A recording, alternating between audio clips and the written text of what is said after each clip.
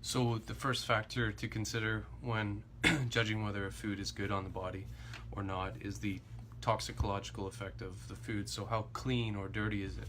Does the food have, lots of heavy metals, chemical pesticides, and whatnot in it? Or does it actually contribute to, metabolic detoxification in the body, whereby we use such things as glutathione to detoxify substances? So the toxicological effect is the first effect that I talk about. The next effect I talk about in any good diet is the allergenic potential of the food. So does a particular food cause a delayed IgG sensitivity reaction? Does it cause an IgE, sort of anaphylactic reaction?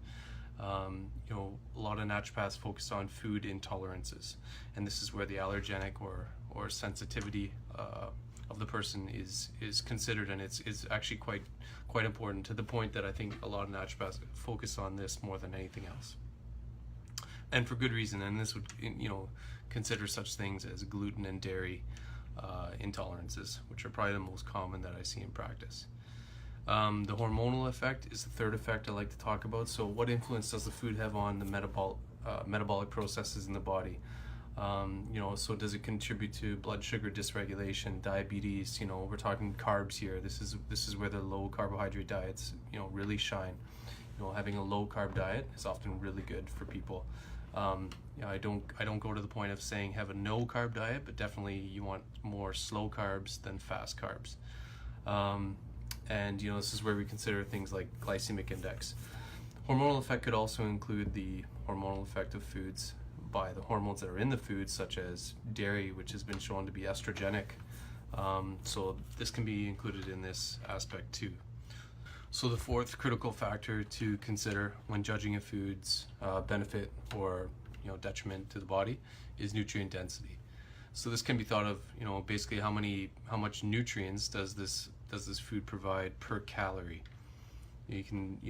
Anyone can sort of imagine that the number of nutrients would be better for, say, a green vegetable than it would be for a bag of potato chips for the same amount of calories. The last of these factors to consider is the influence of the food on the microbiome. So what influence does the food have on the diversity and the density or population of good bacteria? Does it feed the good bacteria in our colon? Because we need those slow carbs to get all the way down to the colon to feed those good bacteria. And does the food basically contribute to the sustenance of healthy microbes, or does it leave us susceptible to feeding pathogenic microbes like H. pylori and Candida species? So I don't care what diet you're following, these are the principles that every good diet basically follows. If you're a paleo head or a vegan, whatever, if you're following these principles to a great extent, you're going to get some results, especially if you haven't been following any other principles. So I hope you like that little intro to what determines whether a food is healthy or not.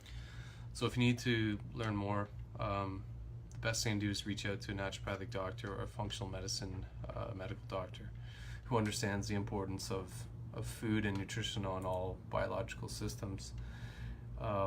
These types of practitioners are basically getting to be a necessity for a comprehensive approach to healthcare in this day and age. So, till next time, keep nourishing, keep moving, keep relaxing.